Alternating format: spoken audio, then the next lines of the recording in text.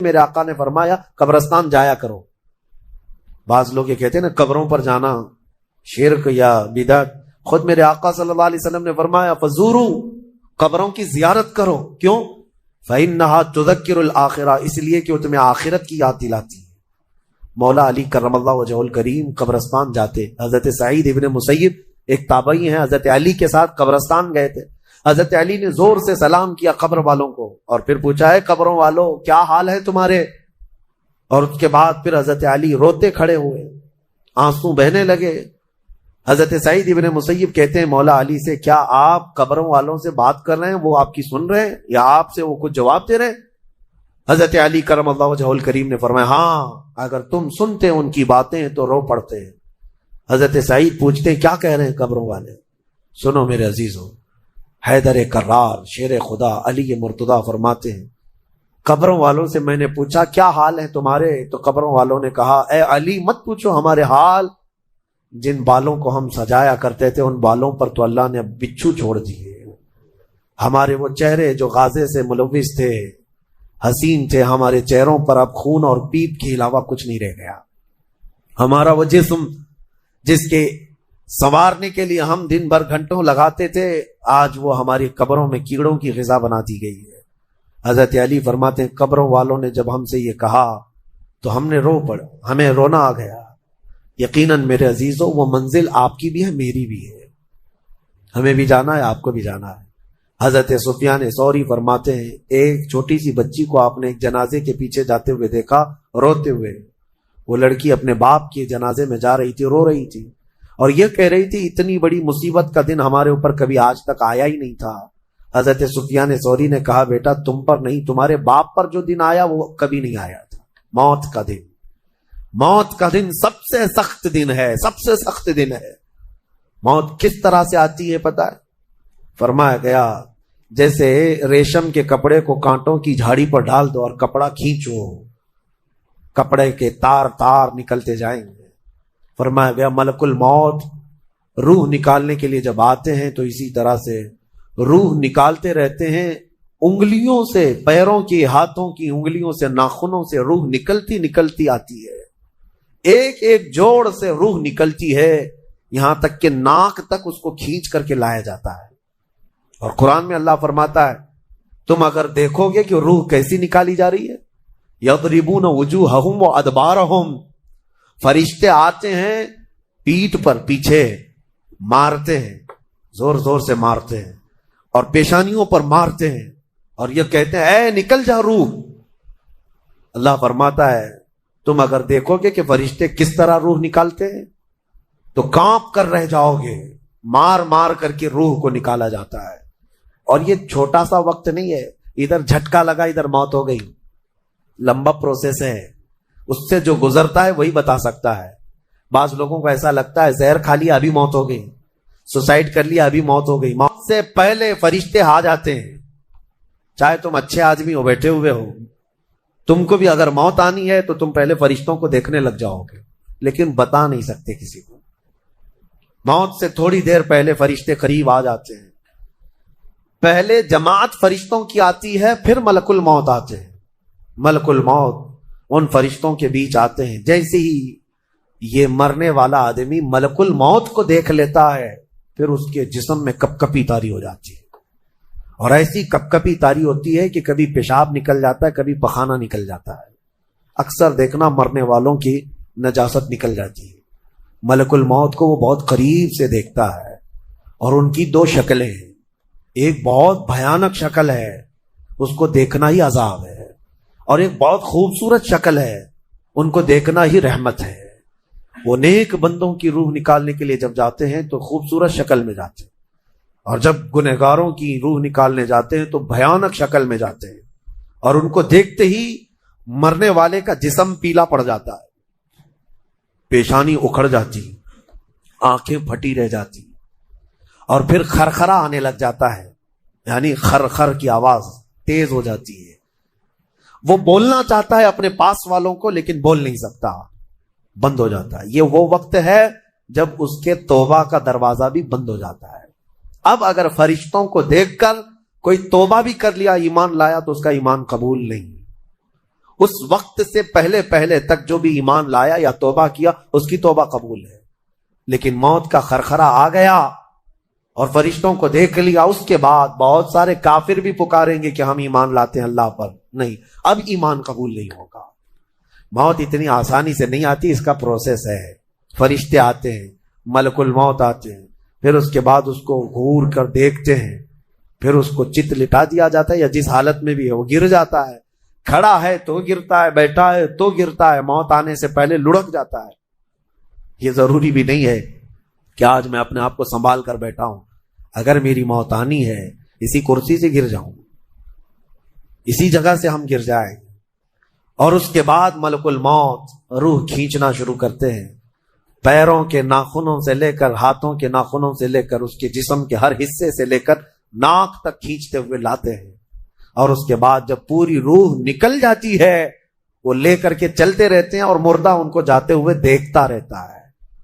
آنکھیں سب سے لاسٹ میں کھلی رہتی، کسی بھی مرنے والے کی آنکھیں بند نہیں رہتی، کھلی رہتی، وہ دیکھتا رہتا ہے. اسی لیے حدیث پاک میں ہے جب کسی کی روح نکل جائے تو سب سے پہلے تم اس کی آنکھیں بند کر دو. ہمیں بند کرنا ہوتا ہے، اور اس کے بعد منہ بھی کھلا رہ جاتا ہے، منہ اوپن رہ جاتا ہے. فرمایا گیا منہ کو دبا کر بند کر دو. یہ سب نشانیاں ہیں میرے عزیزوں موت کی، سختیوں کی. آپ کو پتا ہے جب رسول کریم صلی اللہ تعالی علیہ وسلم کی وفات آئی، اللہ اکبر، نزع کا عالم اتنا سخت تھا کہ بار بار حضور اکرم صلی اللہ علیہ وسلم کو پورے پانی کے مٹکے انڈیل دیے جا رہے تھے. 3 مٹکے حضور پر انڈیل دیے گئے موت سے پہلے. اور حضور اس کے بعد تھوڑا آرام محسوس کرتے اور پھر شدت کا بخار. اور وہ آخری وقت تھا جب حضرت فاطمہ آپ کے پاس آئی تھی. حضور نے ان کے کان میں بتا دیا، وہ رونے لگ گئی. کیا کہا تھا؟ حضرت فاطمہ کہتی ہیں حضور نے فرمایا اے فاطمہ اب میں جا رہا ہوں، میرا آخری وقت ہے. پھر ایک دوسرے کان میں ان سے کہا میرے خاندان میں سے سب سے پہلے تم مجھ سے ملنے والی. آج یوم فاطمہ بھی ہے، سیدہ کائنات کا آج یوم وصال ہے، 4 رمضان المبارک. تو رسول کریم صلی اللہ تعالی علیہ وسلم حضرت عائشہ صدیقہ کے سینے سے سر لگا کر لیٹے ہوئے تھے. حضرت عائشہ فرماتی ہیں سنو مجھے پتا ہی نہیں تھا. حضور حضرت عائشہ سے زیادہ محبت کرتے تھے، اسی لیے آخر وقت میں حضرت عائشہ کے ہی حجرے میں رہنے لگے، باقی دوسری بیویوں کیا نہیں جاتے. حضرت عائشہ کہتی میں حضور اکرم صلی اللہ تعالی علیہ وسلم کو کبھی مسواک دے رہی، کبھی پانی کے چھڑکاؤ کر رہی. تھوڑی دیر کے بعد حضور اکرم صلی اللہ تعالی علیہ وسلم لیٹے لیٹے اسی طرح رہ گئے. حضرت عائشہ کہتی ہے میرے سینے پر حضور کا سر تھا، وہ اتنا بھاری ہو گیا مجھے لگتا تھا کہ میری پسلیاں ٹوٹ جائیں گی. یہ حضرت عائشہ کہتی ہے مجھے ایسا لگتا تھا کہ میری پسلیاں ٹوٹ جائیں گی. ہوا کیا تھا؟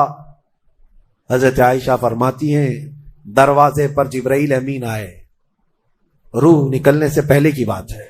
حضرت عائشہ فرماتی ہیں حضور کے پاس جبرائیل آخری بار آئے، وہ غمگین حالت میں آئے یا جس حالت میں ہو. حضرت رسول کریم صلی اللہ علیہ وسلم سے عرض کرنے لگے یا رسول اللہ دروازے پر موت کا فرشتہ کھڑا ہے، آپ کی اجازت چاہتا ہے، اگر آپ اجازت دے دیں تو آئے گا اور آپ کی روح پاک کو اللہ کے حضور لے جائے گا.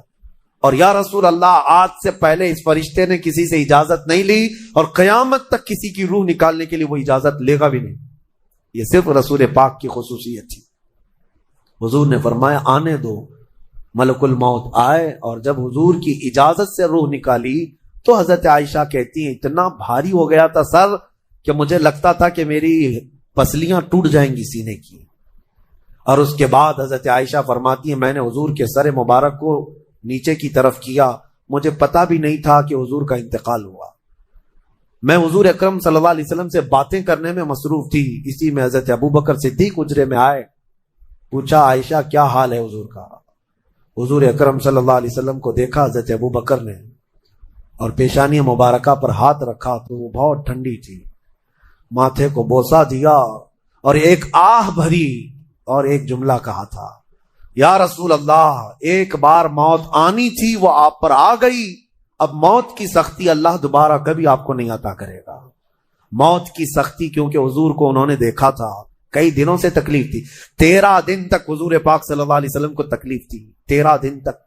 حضرت ابوبکر کہتے ہیں یا رسول اللہ اب موت کی سختی دوبارہ کبھی نہیں آئے گی. جو اللہ کا وعدہ تھا وہ پورا ہو گیا. پورا کھل کر کے رو بھی نہیں پا رہے تھے ابو بکر صدیق، اور اپنے اندر دبا بھی نہیں پا رہے تھے.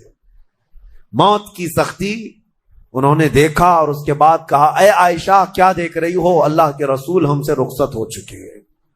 پھر انہوں نے آ کر مسجد میں اعلان کیا اے لوگو اللہ کے نبی کا انتقال ہو چکا.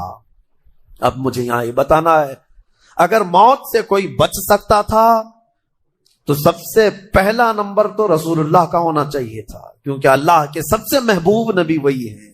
جب رسول پاک صلی اللہ تعالی علیہ وسلم کو بھی موت آئی تو میاں ہمارا اور تمہارا شمار نہیں، چاہے 100 سال زندگی مل جائے لیکن مرنا ضروری ہے. بہرحال یہ باتیں بڑی طویل ہو جائیں گی.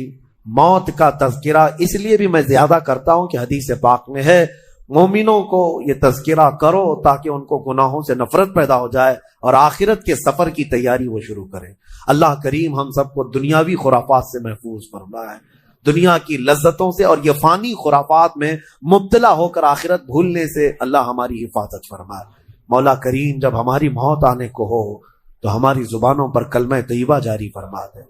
رب ذوالجلال موت سے پہلے تیرے حبیب پاک کے چہرے کی زیارت نصیب فرما. اے کریم خدا کیا ہی بہتر ہوتا، میں گنہگار ہوں اور بڑے مرتبوں کی خواہش، تو کریم ہے خدایا تیری بندہ پروری ہے. کیا ہی بہتر ہوتا مولا کہ موت آئے تو رمضان کا مہینہ مل جائے، جمعۃ المبارکہ مل جائے. مولا تیرے وعدے کے مطابق ہم قبر کے عذابات اور سوالات سے محفوظ ہو جائیں.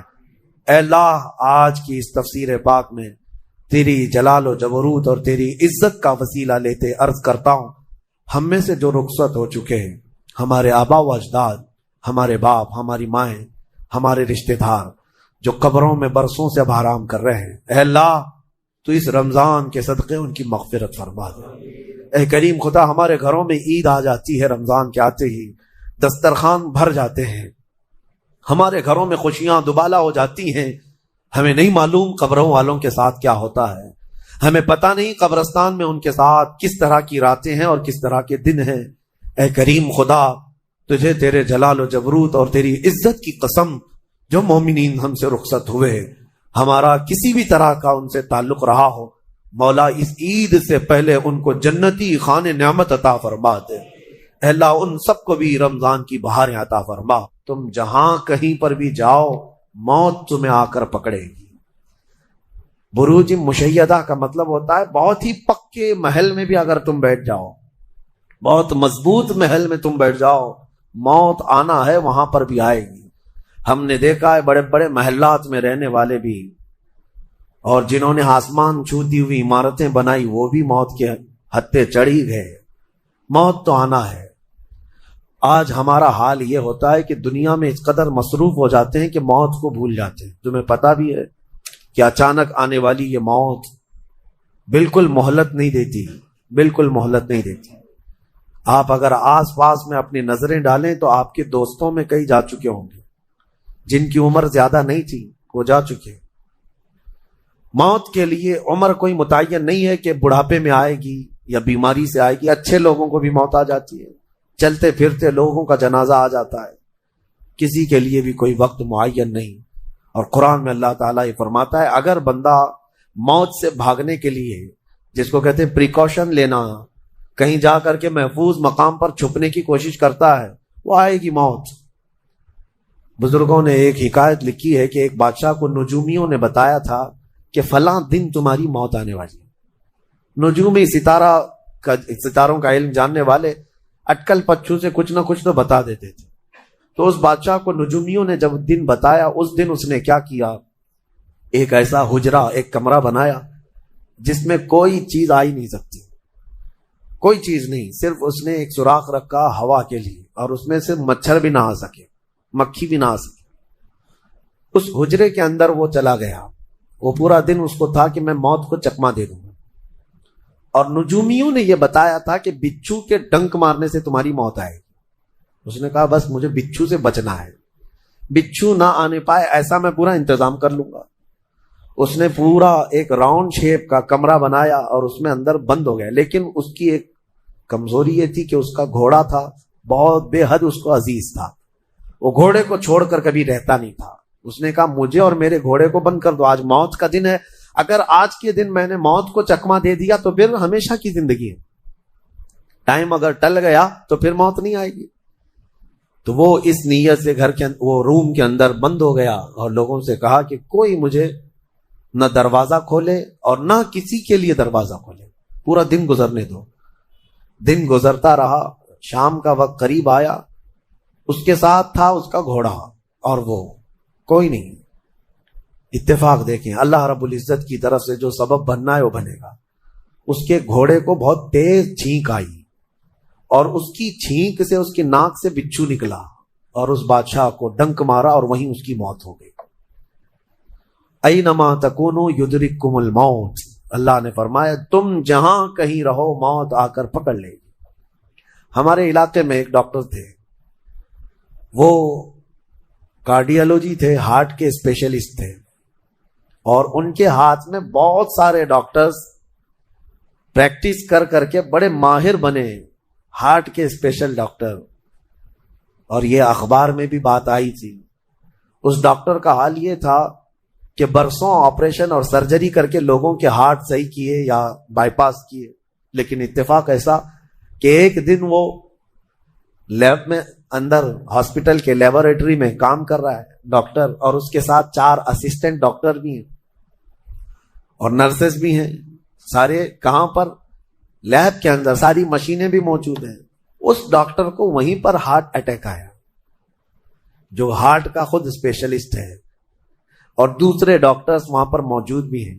انہوں نے اٹھایا، اسٹریچر پر ڈالا، آئی سی یو میں ہی تھے، لیب کے اندر موجود تھے، لیکن وہ چند منٹوں کے اندر ڈاکٹر کی موت ہو گئی۔ نہ کوئی ڈاکٹر بچا سکا، نہ اس کو دوا دی جا سکی۔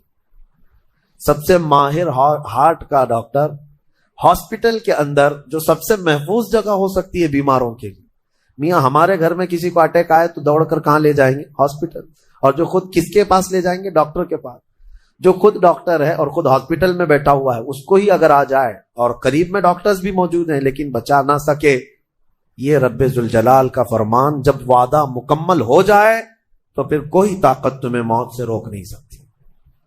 آپ کو پتا ہے ایک بہت بڑا شخص ہے دنیا کا جو کئی حکومتیں بدل دیا کرتا تھا، جس کا نام غالباً لیکن ہے، سیمسنگ کمپنی کا، جس سے کوئی تعلق ہوگا آپ سرچ کریں تو پتا چلے، کوریا کا رہنے والا، اور اس کی وجہ سے حکومتیں بدل دی جاتی تھی۔ اس قدر مالدار آدمی، اس کی مرضی کے بغیر تو کوئی حکومت نہیں قائم ہوتی تھی۔ اتفاق ایسا ہی غالباً 2012 یا 11 کے آس پاس کی بات ہے، جہاں تک میرے علم میں چیز آئی۔ ایسی ایک بیماری میں مبتلا ہو گیا کہ کوما میں چلا گیا، اور اس کا بیٹا تھا ارب پتی، نہیں بلکہ اس سے بھی زیادہ، کئی ہزار کروڑ کا مالک۔ پوری دنیا بھر کے ڈاکٹرز کو بلایا گیا اس کو بستر سے اٹھانے کے لیے، لیکن کوئی ڈاکٹر نہیں اٹھا سکا۔ کروڑوں کی فیس لی ڈاکٹرز نے، ہر طرح کا علاج کیا، 4 سال تک وہ بستر پر لگا رہا، اس پر نہ جانے کتنی دولت خرچ ہوئی۔ اخیر میں ڈاکٹروں نے کہا، اربوں روپیے اس کے بستر سے اٹھانے کے لیے جنہوں نے خرچ کیا تھا، بیٹے نے خرچ کیا تھا، ڈاکٹروں نے اخیر میں ہاتھ اٹھا کر کہا اب تیرے باپ کو کوئی نہیں کھڑا کر سکتا، اس کی موت آ چکی ہے، موت ہو گئی۔ میں یہ کہنا چاہتا ہوں، اللہ نے فرمایا تم مضبوط سے مضبوط محل کے اندر کیوں نہ ہو، موت آئے گی۔ مجھے بتاؤ، جس کے پاس دنیا کا اتنا مال پڑا ہوا ہو، وہ کیوں نہیں خرید سکا کوئی ایسی دوا جو اس کو بستر سے کھڑا کر سکے؟ یاد رکھیں میرے عزیزو، دنیا کی ساری چیزیں اسی کی طرح دھری کی دھری رہ جائیں گی۔ جس وقت ہمارا بلاوا آ جائے، تم قریب میں لوگوں کو دیکھتے رہ جاؤ گے اور آنکھیں تمہاری کھلی رہ جائیں گی۔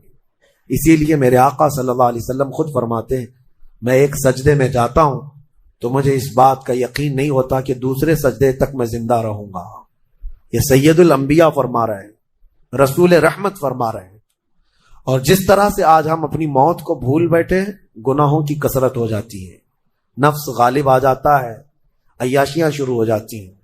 موت کا خوف ایسا ہے کہ خود میرے آقا نے فرمایا، سب سے بہترین نصیحت کرنے والا تمہاری زندگی میں اگر کوئی ہے تو موت ہے۔ لوگوں کے جنازے دیکھو اور ان کی بے بسی دیکھو، ان کی مجبوری دیکھو، اور اس کے بعد تم بھی محسوس کرو کہ تمہارے ساتھ بھی یہی کیفیت ہوگی۔ وہ چھوٹی سی قبر، وہ چھوٹی سی ایک ایسی قبر جس میں نہ چٹائی، نہ تکیا، نہ اوڑھنا، نہ بچھونا، اور ہاتھ چوڑے کرو تو قبر کی دیواریں لگنے لگ جائے، ہاتھ اٹھاؤ تو اوپر کی تختیاں لگنے لگ جائیں۔ ممبئی والوں کو تو اور بھی چھوٹی قبر ملتی ہے، یہاں تو اتنی چھوٹی ہے کہ ٹیمپرری کھودی جاتی ہے کہ 6 مہینے بعد پھر نکال دینا ہے۔ میرے عزیزوں، اس ایک چھوٹی سی قبر کے اندر تمہیں برسوں بتانا ہے، برسوں بتانا ہے، اس جسم کے ساتھ وہیں سونا ہے۔ کبھی میں سوچتا ہوں ہماری آنکھیں اگر بند ہو جائیں اور ہمیں پتا چلے کہ باہر فلاں فلاں چیزیں ہو رہی ہیں اور ہم کھولنا چاہیں نہیں کھلتی تو بے چینی ہونے لگ جاتی ہے، گھبراہٹ سی ہونے لگتی ہے۔ قبر میں یہی حال ہوگا کہ تمہارے اطراف ہونے والے سارے معاملات تمہیں پتا ہوں گے، حتیٰ کہ حضور فرماتے ہیں قبرستان میں چلنے والے کے پیروں کی آواز تک تم سنو گے۔ مردہ سنتا ہے، سلام تو دور کی بات ہے، پیروں کے چلنے کی آواز بھی سنتا ہے، اور جب سنتا ہے سارے معاملات لیکن آ نہیں سکتا باہر، کسی کو کچھ کہہ نہیں سکتا، بول نہیں سکتا۔ کیسی بے چینی ہوگی، وہ کیسی گھبراہٹ ہوگی۔ بڑے بڑے اولیاء اکرام، حتیٰ کہ سیدنا عثمان ابن عفان رضی اللہ تعالیٰ عنہ، داماد رسول، امیر المومنین، خلیفہ رسول، جب رات کے وقت مصلی پر کھڑے ہوتے اور قبر کی کوئی آیت تلاوت کرتے تو اتنا روتے تھے کہ ان کا مصلی آنسوؤں سے بھیگ جاتا تھا۔ صبح ان کے مصلی کو نچوڑ کر سکھایا جاتا تھا۔ لوگ ان سے پوچھتے آپ قبر کے متعلق اتنا خوفزدہ کیوں ہو جاتے ہیں؟ مرنا تو سب کو ہے۔ حضرت عثمان غنی فرماتے یہ ہماری پہلی منزل ہے، اگر یہ نکل گئی تو ساری منزلیں آسان ہیں۔ اینما تکونوا یدرککم الموت، اللہ فرماتا ہے، اور کئی جگہ قرآن میں یہ آیتیں آئی ہیں میرے عزیزوں۔ جانا ہم سب کو ہے، بہت تھوڑے ہی دنوں کے بعد آخرت کے سفر کی طرف رواں دواں ہے۔ اسی لیے کسی بزرگ نے سچ کہا کہ دنیا میں جتنے راستے ہیں یہ لکھا تو جاتا ہے یہ راستہ فلاں شہر جا رہا ہے، فلاں شہر جا رہا ہے، حقیقت تو یہ ہے کہ سارے راستے قبرستان جا رہے ہیں، وہیں جا کر اینڈ ہوتے ہیں۔ ممبئی سے پونا جا رہا ہے راستہ، پونا سے بنگلور جا رہا ہے راستہ، بورڈ تو لکھے ہوئے ہیں، لیکن اہل تصوف یہ کہتے ہیں یہ تمہاری خام خیالی ہے، لیکن جس راستے پر بھی چلو گے اخیر وہ راستہ تمہیں قبرستان ہی پہنچائے گا، تمہاری زندگی وہیں جا کر اینڈ ہونے ہے۔ اسی لیے میرے عزیزوں، ہمیں زیادہ دنیا میں اتنا پھیلانے کی ضرورت نہیں، آخرت کے سفر کی طرف تیاری بھی ہو۔ میں یہ نہیں کہتا کہ کمانا نہیں چاہیے، کمائیں، گھر بنائیں، رزق کا حصول، معاش کا حصول سب کے لیے ضروری ہے، لیکن ساتھ میں یہ فکر غالب رہے ہمارے ذہن میں کہ مجھے سب چھوڑ کر جانا ضروری ہے۔ جب تک تمہارے ذہن میں یہ بات آتی رہے گی میرا آخرت کا سفر باقی ہے، تو ہوگا یہ کہ تم دنیا تو کماتے رہو گے لیکن اپنے مولا سے غافل کبھی نہیں ہوگے۔